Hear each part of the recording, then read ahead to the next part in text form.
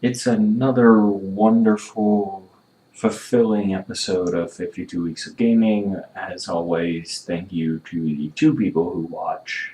Really, this goes out to you. On that note, as usual, yeah, gonna talk to Nick, do the whole thing we normally do, so let's just jump into it. Okay, I am playing The Witcher 3 Wild Hunt. I know absolutely nothing about the Witcher games except that it was Game of the Year and super popular and everyone on the internet loves it. So yeah, I'm gonna play it. I have the Game of the Year edition, so I have all the DLC. Hopefully I'm able to get through that this week and we'll see how that goes. Yeah. So we'll check back in later. See what I think, like a few hours in. By few I mean a lot.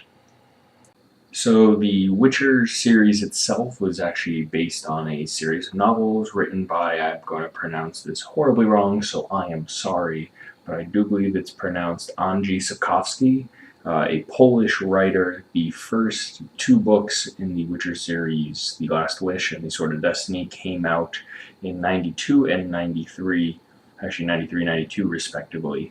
And then in 2003, after trying to go and become a game for a little bit with a different company, a company called CD Project, wow, I can't talk, CD Project Red, uh, got rights to be able to go and create a game based on the novels, which became The Witcher, Witcher 2 Assassin of Kings, and Witcher 3 The Wild Hunt, which is being played. All wildly successful. A bunch more novels have come out since then.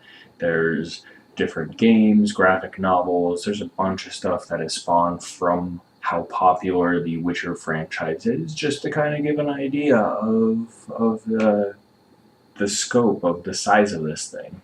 So, with all of that, we're gonna send it back over to Nick to talk specifically about this game.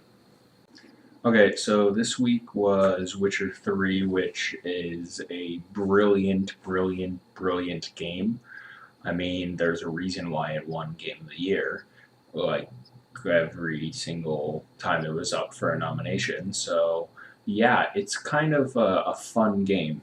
I mean, it's an RPG, so you go through and you can customize your skills that you go and do, and the weapons and armor that you go and have, and you have different spells you can go and cast, and you learn all that in the beginning. And there's a really big story that goes on with all these missions that is going on, I want to say, from the previous game, and all this stuff. And because the characters are already built, it's the third game in the series. After 1 and then 2 Assassins of Kings comes Witcher 3 Wild Hunt, and it's a good game for someone like me who has never played a Witcher game before and knows absolutely nothing about the Witcher universe and anything about it, because it still introduces characters, it still kind of goes over some of the history, and you kind of learn about it, and they reference other things that have already happened. So it's kind of able to go and easily teach people. And I know people who have played all three and say that Witcher 3 is definitely the best one out of it, but I think it's also because they had, time to go and improve on it and do all these crazy things. And it's just a fun game. So again, like the story is really interesting, and you have all these different, like they call secondary quests that you can go and do. And so it's all these little side missions that you have that you can go and complete and go and do, and kind of like build up experience to help out with the main storyline. And there's parts that you need to complete certain missions to be able to have people help you out later in the story, which story's not long by itself if you kind of rush through it, but with the secondary missions, all the contracts that you go and have, all the treasure that you can go and find, all the locations you can go and discover, there's so much to go and do in the game that I'm not even close to being done. I know I'm not close to being done, and I really want to go and finish it. Sure, yeah, it took a little while in the beginning to kind of get a footing where I was like, okay, this is gonna be a fun game. Like the prologue kind of dragged on and I wasn't really invested. But once I did get invested, I can't put the game down. It's just that much fun. And plus, then after the main story, I had 2 expansion packs to go through because it's the Game of the Year edition. So I have the expansions to go through and play and kind of explore, which are supposed to be really good DLC. So I'm really excited to be able to go and touch that. And so you're doing all these missions and these stories, and then all of a sudden they're like, "Hey, do you like card games? Because we're gonna go and put a mini game in the game that's a card game with all these cards and rules and strategies and things, and you can play pretty much everyone in the world against." And yeah, so you're just doing a mission, and then all of a sudden you're just like, "Yeah, I'm just gonna go and do one game of Gwent." And then 20 games of Gwent later, you're like, okay, maybe I should get back on a mission, which is a side mission because you're doing that to be able to gain enough experience and try to progress enough. So then when it comes to the main mission, everything is fine. So it's kind of like you go like 20 steps away from the story to eventually go back. And I think that's a lot of fun. I like games that do that in a way, and in a way that it doesn't feel grindy because you have these missions to complete. It's not like, here, sit in a field and defeat this same bad guy over and over and over again. Sure, there is kind of the same thing of like, okay, use your Witcher senses to go and figure out the scene. Okay, follow these tracks. Okay, kill that thing. Sure, that does kind of repeat itself, and the combat is kind of stale because it's just like timing and things. But I don't think that's the biggest detractor from what makes the game great, because you have this universe that's been built that after 3 games, which is also based on a book and a bunch of other things, that you have this really filled universe and this world building that happened and is still happening in the game that expands on it and is great and is fantastic.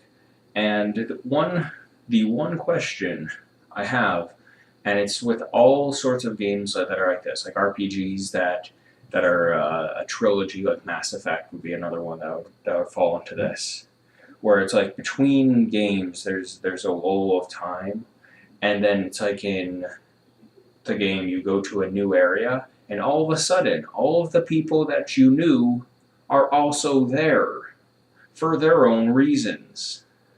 Why?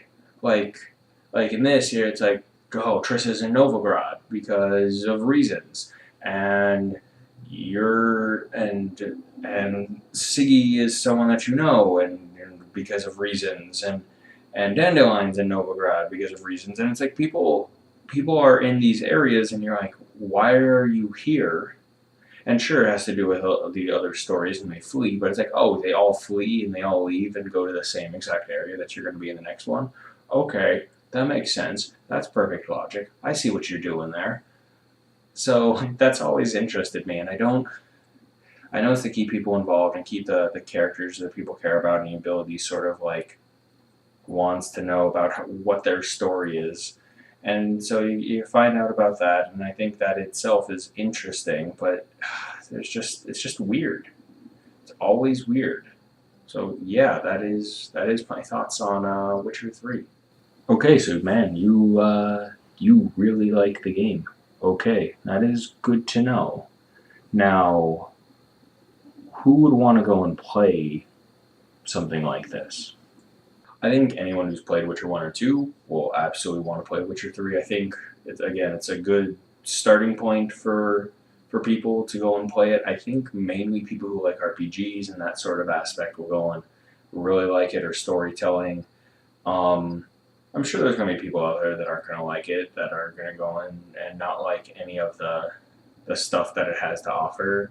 Not every game is meant for every single person. I do think everyone should try it though, but I'm sure there's going to be people out there that are going to go and say like Witcher 3 I'll pass, even though it's come out like 4 years ago and people are still going and talking about how great of a game it is. Even this is my first time playing it, but people who have played it before are constantly talking like, man, that's a great game. That is the definition of a great game. And So I think, yeah, everyone should go and play it. Everyone would go and enjoy it, in my opinion. And I know I'm going to be playing it. I don't care about the achievements because that's a bit ridiculous. But I'm going to play a lot of Gwent, and I have a lot of missions to do, and I want to kind of try to go and complete it to the best of my ability because I think it's worth it.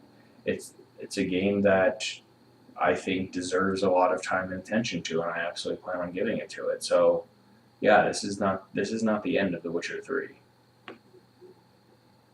Yeah, I mean, I did play the Gwent standoff game by itself, and that was a lot of fun. And I'm definitely gonna go back and play it some more. I mean, Gwent was a lot more fun once I actually played it a bit more. So I'm gonna read the books, gonna try to get more involved with this universe because it is really interesting. So yeah, that's the overall plan. Gonna do it. Gotcha butchie, gotcha butchie, gotcha butchie, gotcha butchie, gotcha butchie, gotcha butchie, gotcha butchie, gotcha butchie, gotcha butchie, gotcha butchie, gotcha butchie, gotcha butchie, gotcha butchie, gotcha butchie, gotcha butchie, gotcha butchie.